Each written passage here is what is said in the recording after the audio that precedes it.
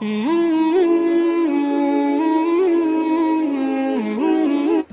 terek nyaritakeun ta'aluk sifat sama jeung sifat basor katut sifat idrok.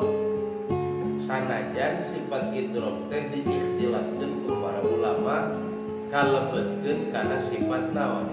Ma'ani. Sifat ma'ani biasana 7 nepikakeun kana sifat kalam.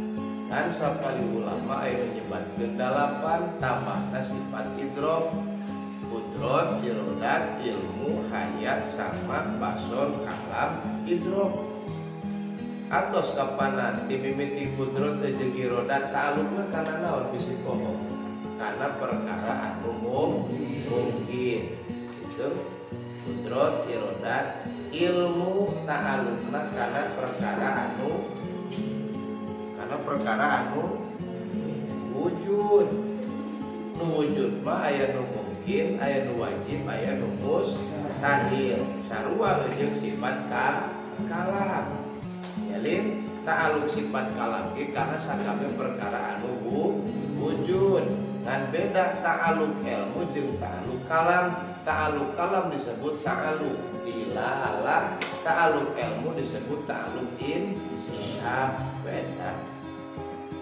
Berarti anu acan dicaritakeun ta'alukna teh sama sareng basor. Maka muncul pertanyaan, ari sifat sama jeung sifat basorna Allah korelasina ka mana? Ta'alukna ka mana? Kitu nanyakeun.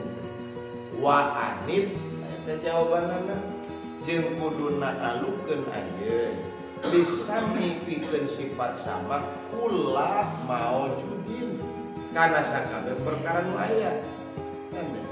Kula maujudin kana sakabeh perkara nu aya.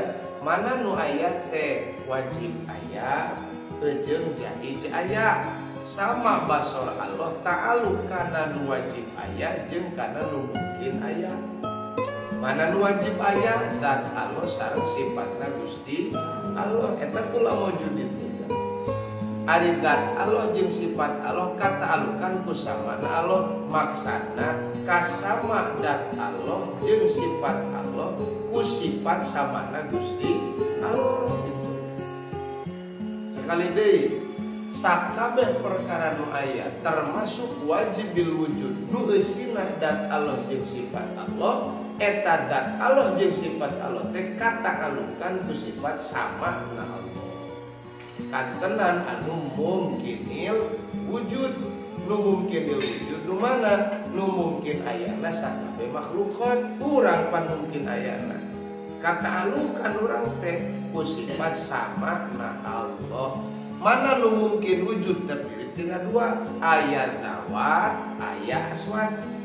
Mana tawat? Dat. Mana aswat? Sora. Dat kata'alukan ku sama na Allah. Cing ai sama teh naon? Pangdenge. Ngan lain sambil udunin Allah mah ngupingna teu make alat. Wala bisomahin udun mah tah daun telinga, somah mah lubang telinga. Mata daun telinga jeung lubang telinga munazzahun anillah dibersihkeun ti Allah. Allah nguping ku sifat samana Gusti Allah. Ku adat ku zat Allah nu kasifatan ku sifat sama teu make alat.